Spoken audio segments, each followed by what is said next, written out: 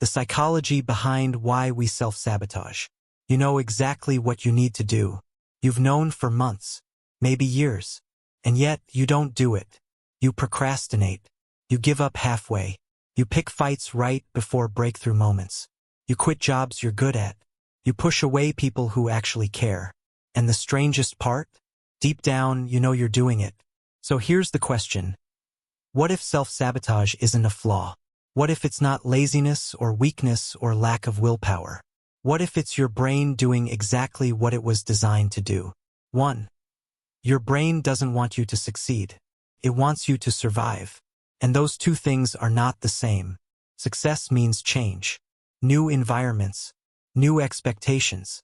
New versions of yourself you've never been before. Your brain doesn't trust that. It trusts what's familiar, what's already kept you alive. So when you're on the edge of something bigger, your brain sounds the alarm. It floods you with doubt. It whispers that you're not ready, that you'll be exposed, that people will see you're a fraud. This isn't sabotage. It's protection. Your nervous system is trying to keep you in the identity it recognizes, because unknown success feels more dangerous than known struggle. 2. You're not afraid of failure. You're afraid of becoming someone you don't recognize. Think about it. Every time you were about to level up, something happened. You got sick.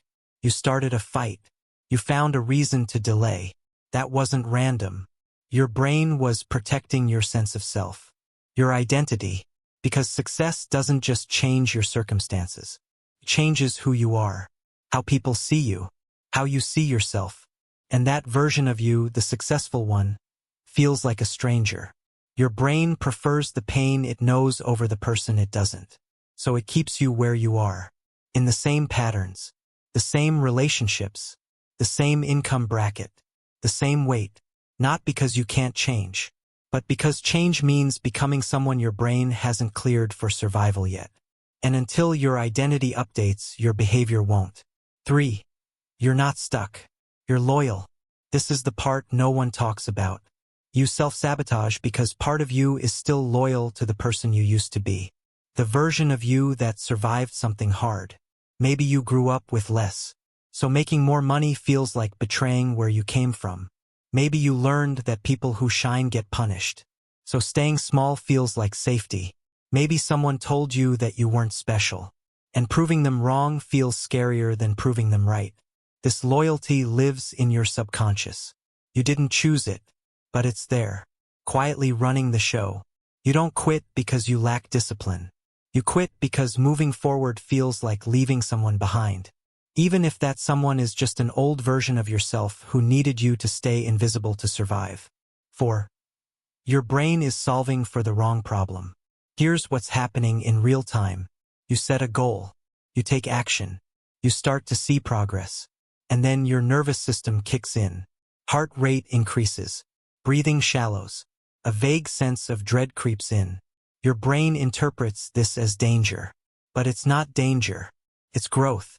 Growth and danger feel identical to your body. New territory. Unfamiliar sensations. High stakes. So your brain does what it's wired to do. Pulls you back to baseline. Back to what feels normal. Even if normal means under-earning. Overworking. Staying in relationships that drain you. Settling for less than you're capable of. Because to your nervous system, normal equals safe. And safe equals survival. Your brain isn't broken. It's just solving for the wrong priority. It's choosing your comfort over your potential. The sabotage isn't the problem. The hidden belief is, you don't self-sabotage randomly. You do it when something unconscious gets triggered. A belief you didn't know you had. People like me don't get to have that. If I succeed, I'll lose the people I love. I'm only valuable when I'm struggling. Visibility is dangerous. These beliefs were adaptive once. They helped you survive a specific environment, a specific relationship, a specific version of reality. But they didn't update when your reality did. So now they're running in the background, silently vetoing your decisions, quietly steering you away from anything that contradicts them. You don't need more discipline. You need to find the belief that's still protecting you from a threat that no longer exists. You're not failing. You're just safer where you are. That's the truth no one wants to hear. Staying stuck isn't a mistake. It's a strategy. An unconscious one, but still a strategy. Your brain has done the math. And right now, the risk of staying the same feels lower than the risk of becoming different. So it keeps you there. In the same loops. The same arguments. The same cycle of trying and quitting and trying again. Not because you're broken, but because your system hasn't been convinced yet that the other side is safe. And until it is, self-sabotage will keep showing up. Not as your enemy, but as your protector. You're not sabotaging your future. You're protecting your past.